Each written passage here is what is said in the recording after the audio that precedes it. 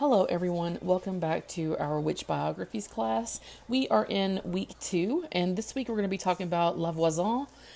And just a heads up, as usual, I am at home. I do have a toddler. It does kind of get loud here, so if you start to hear some noises in the background or some yelling or laughing or whatever, it's her. She's fine. She's just 3, so just ignore it. I also have 2 dogs. They make a lot of noise too, but let's get into our class. So before we get started, I just want to give everyone a heads up that we will be talking about a little bit of a sensitive topic here and there in this class. So just trigger warnings for abortion, murder, and death involving fire. So just a heads up there. I didn't want anybody to be caught off guard whenever we get to it. So let's go ahead and dig into our class. La Voisin, also known as Catherine Monvoisin, was born in 1640. She was a French fortune teller, and unfortunately, even though I was digging really hard to try to find some information about her early life, I really couldn't find any, and that was kind of surprising. So I'm not really sure why that's not widely available. I definitely probably could try to find some more textual resources on that, but from what I was able to find, not a lot known about her early life. This is a painting of what is meant to be her here on the right. And she was married to a man named Antoine Monvoisin, and he was a jeweler and a silk merchant in Paris. However, he was not a very good businessman, and he did not do very well at all. So he ended up having to file for bankruptcy, and upon doing so, La Voisin supported her family with chiromancy and face reading. For anyone who doesn't know, the chiromancy is palm reading, telling your future based on that and based on your face. So she was also a midwife, and that provided even more financial support for her family. She started actually performing abortions and then eventually started selling spells, potions, and poisons as well. And just keep in mind that even at this point in history, abortion is still considered illegal. So she was really, of course, witchcraft was already frowned upon. So everything that she was doing was really frowned upon by her society. So by the late 1660s, she had actually become very wealthy and famous as a fortune teller. And a lot of her clients, not only as a fortune teller, but also as a midwife and for performing abortions, a lot of those clients were from very, very wealthy families, really high in the aristocracy in France. So pretty well-known people. She lived at Villeneuve-sur-Gravois. This is a picture of it here, modern day. And La Voisin was pretty promiscuous. She actually ended up having several affairs while she was married. She even had one lover who tried to convince her to kill her husband. She actually almost did it too. She had it completely planned out and she was ready to go through with it. But at the last minute, she actually ended up changing her mind. So she did not kill him ultimately. She was also really interested in science and alchemy, so much so that she even funded different projects, private projects, just to try to get them up and running to have more discoveries and things like that. But a lot of people took advantage of that, and there were several times that she almost got swindled by people who weren't actually who they said that they were. She also suffered from alcoholism. And sadly, by one of the men who she was having an affair with, she was actually severely abused. So just to kind of do a little recap of her professions, because she did a lot. She was a midwife, but she was also an abortion provider. And this is where she got a lot of money, and it was a lot under the table. It was very illegal, and she had a lot of wealthy clients. One thing that I found that was actually really, really sad, trigger warning here, of course, is they believed that she actually burned the fetuses and then buried them in her garden. Not sure how true that was, but that was just kind of something that I was finding in a lot of the resources. Also, she was still a fortune teller. She had been practicing telling fortunes since she was 9, and this had also been pretty profitable for her. And something she'd been doing for a really long time. So she still was reading faces and hands, and she provided at the same time a really believable atmosphere. And by that I mean that she wore clothing that would make the client believe that she was who she was portraying herself to be. She also kind of really set the mood in the room that she would take them to. She was just really big on making sure that the overall experience was exactly what she wanted her client to have. She was also considered a sorcerer. And as she was getting to know these people who came in for their appointments with her fortune telling, she would find that a lot of them had all these wishes that hadn't yet come true. And she started encouraging some of them to pray to Satan even and perform what was called black masses, which was basically like a whole type of ceremony to try to worship Satan and ask for something from him. And she also did poison commission, which, like I said, she had people coming in to get their fortunes told. She was finding out that some people were falling in love with someone who didn't quite love them back, or maybe they had someone in their life that they wanted to pass away. Whatever the case may be, she was figuring out that she could also make money this way by charging money for potions that would make someone fall in love with them, like an aphrodisiac, but also for poisons that they could give to someone to ultimately kill them. So her most notable and important client for her entire life was Madame Montespan, and she was hired to perform a black mass for her to pray for the love of the king. So she did so, and that year, Madame de Montespan actually became the official royal mistress to King Louis XIV of France. So from what it seemed, the black mass was successful.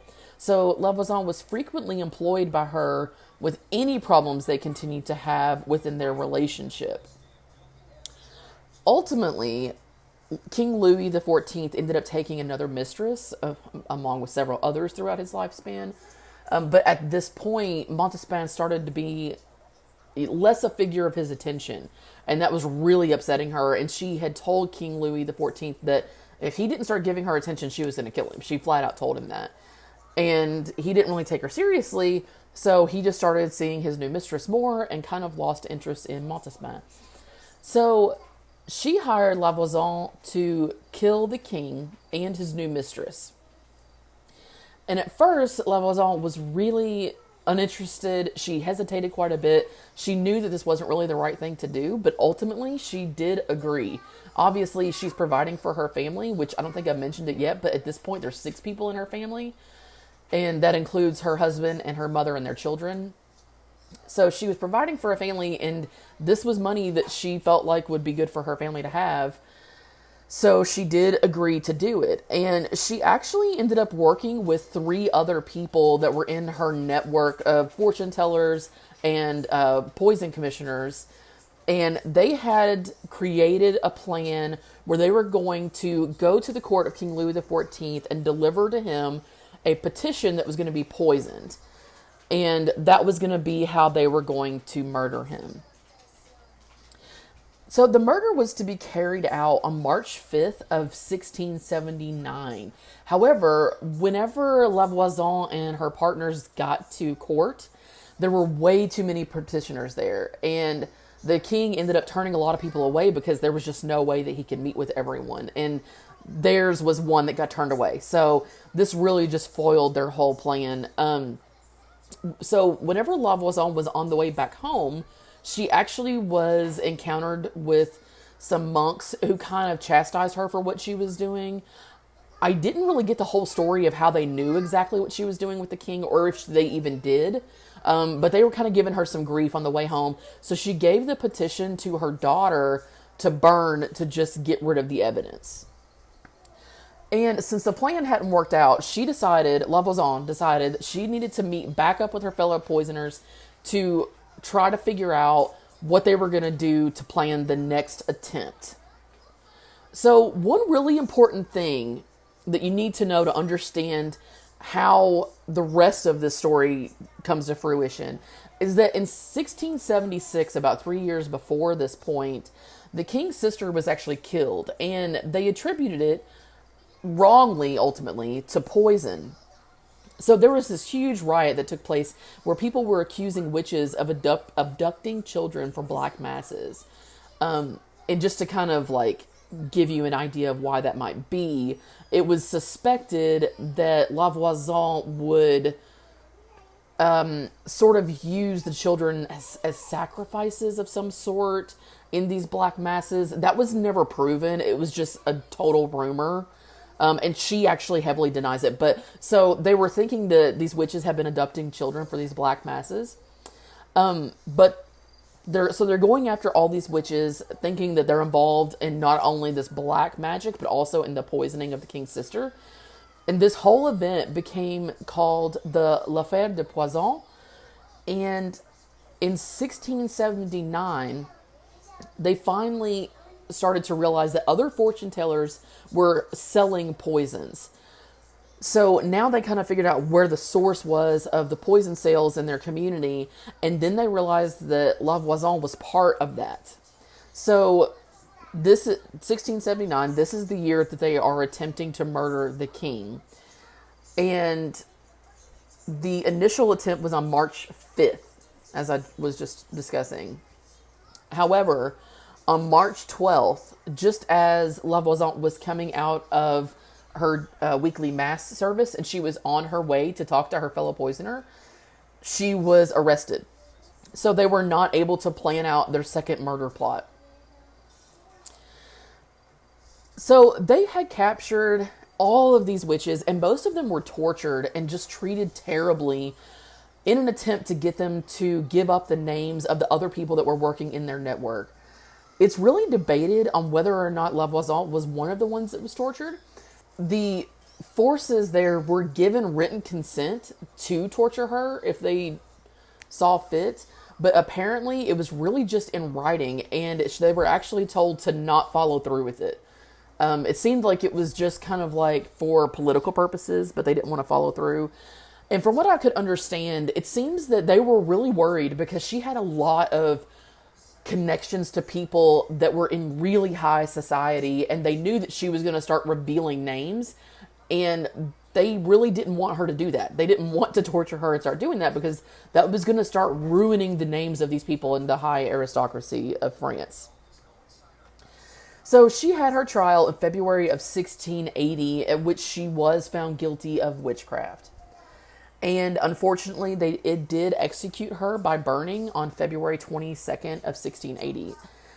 But she did not go down without a fight. On her way to the execution, a priest tried to speak to her to get her to confess her sins and to kind of make herself one with Jesus and God and so on and so forth. His version of, coming clean, so to speak. And she just pushed him away from her. And then once they got her to the stake, she started desperately trying to push the hay away from her that was piled at the bottom of the stake. What was really going to ignite the fire. She tried really hard to remove that. So that's the story of La Voisin. And I think she is such an interesting person, especially when she is compared to who we discussed last week, Mother Shipton. Your first question for your homework question is, do you think that La Voisin would have gotten into everything she did if it weren't for her husband's bankruptcy?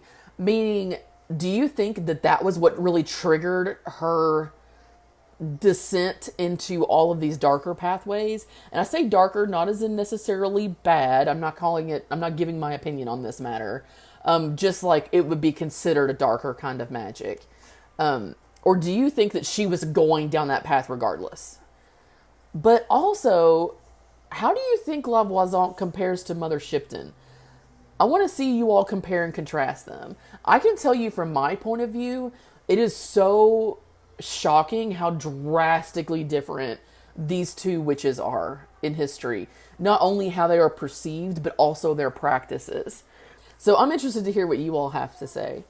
So that's actually all we have for this week. Next week, we will be discussing Isabel Gowdy, and I will be publishing your quiz for La Voisin. I've already published the quiz for Mother Shipton, so that's available for you on our server. But you all have a great rest of your week, and I will see you in the next one. Bye.